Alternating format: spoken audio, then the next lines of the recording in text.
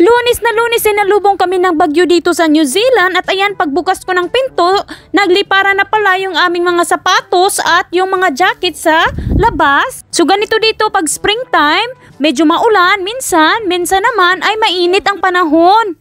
Wala nga palang pasok yung mga anak ko, school holidays dito sa New Zealand. So andito lang kami sa bahay at dahil masama nga ang panahon, hindi kami makalabas. So napag-isipan ko na lang na gumawa ng donut. So nag-request nga pala yung mga anak ko at yan sila, walang magawa sa buhay at nagpipintura lang sa kusina. Last week pa talaga sila nag-request sa akin, pati na rin si Mister. Pero alam nyo kasi, paborito ng mga anak ko, yung donuts. Binibenta yan dito sa mga bakery dito sa New Zealand. Ito nga pala mga sangkap na gagamitin natin sa paggawa ng donut. Simpleng-simple lang at walang masadong cheche-bureche. Unang-unang gagawin natin is ilalagay natin yung warm milk dito sa bowl. Pagkatapos ay magbibiyak tayo ng itlog, isa lang. At saka maglalagay din tayo ng asukal, sugar, at yeast of course. Pagkatapos ay ihalo natin ito ng bonggang-bongga.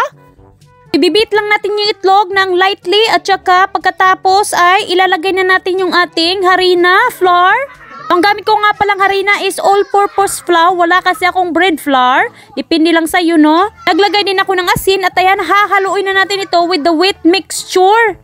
So alam nyo ba, nagmula ang first na donut sa New York? Inala ito ng isang Dutch immigrants, galing of course from Netherlands.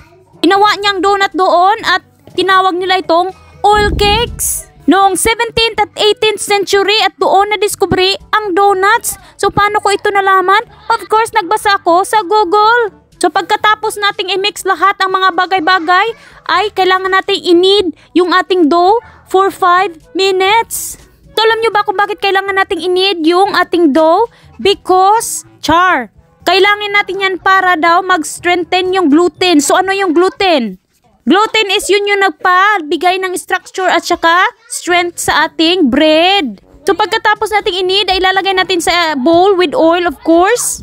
At maghihintay lang tayo ng 1 oras hanggang sa dumoble ang size nito. So ayan, dobling-doble na yung size. At susuntukin na ni Mister para matanggal yung mga hangin sa ating dough. Sometimes donuts are small. Yeah, we do have that side. Cut.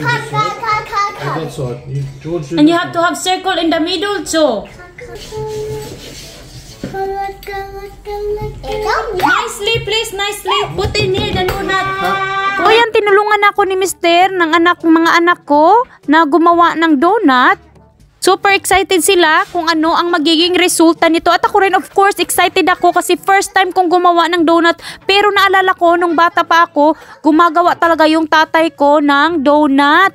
Ay hindi pala yung tatay ko, yung nanay ko pala at binibenta ko ito sa mga bilyaran pagkatapos niyang magawa para magka 5 piso ako. Binibigyan niya ako ng suhol. So noong unang panahon no, happy pa ako pag nagkaka-5 piso ako or 1 piso kasi marami pang nabibili niya noong unang panahon. Pero ngayon parang wala na lang yan yung piso at saka yung 5 piso. Hindi ko na pala napakita pero binigyan ko ng 15 minutes after naming mag-circle sa dough ng donut. Pinapahinga ko muna ng 5 minuto or 15 minutes para lumubo naman yung ating donut. So after nyan, ipiprito na natin. Ready na siya. At ako ay gumagawa nga pala ng cinnamon sugar. So nagmix lang ako ng sugar at saka cinnamon. So ayan si Mister, nagpiprito na ng ating donut. So wala nga palang circle kasi wala akong magamit na pang circle sa pangbuta sa gitna. So yung donut namin is circle lang siya. Walang buta sa gitna. Walang ring. So yan, ilalagay na natin sa ating cinnamon sugar. At tingnan nyo naman, sobrang nakakatakam talaga at parang masarap talaga tong donut na ginawa namin. Yung mga anak ko is excited na rin kumain ng donut. So nabibili nga pala to sa mga bakery dito pero medyo mahal-mahal din. $2 yung isa or 65 pesos. So next time, pag nag-crave naman yung mga anak ko is gagawa na lang ako ng donut kaysa bumili ng donut sa bakery. Mamamahal pa tayo. So, ang tawag nga pala sa donut na ginawa namin ngayon is cinnamon sugar donut. Not yet ready. Need some more sugar. Serve. Ready for... I think like that. Macano Paul donut. Serve it to your daughters.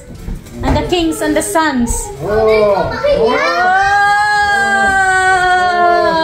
Oh.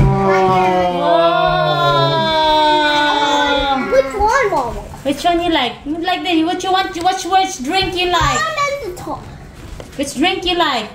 Please can I get a ginger beer, please?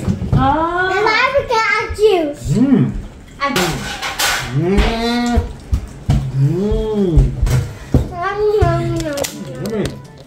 What's on top? That? Mommy's gonna eat too. Where's my fish? Where's my fish one? Delicious. One's cooked too. Like I'll yours. give you some drink. So not leave to be this side. What the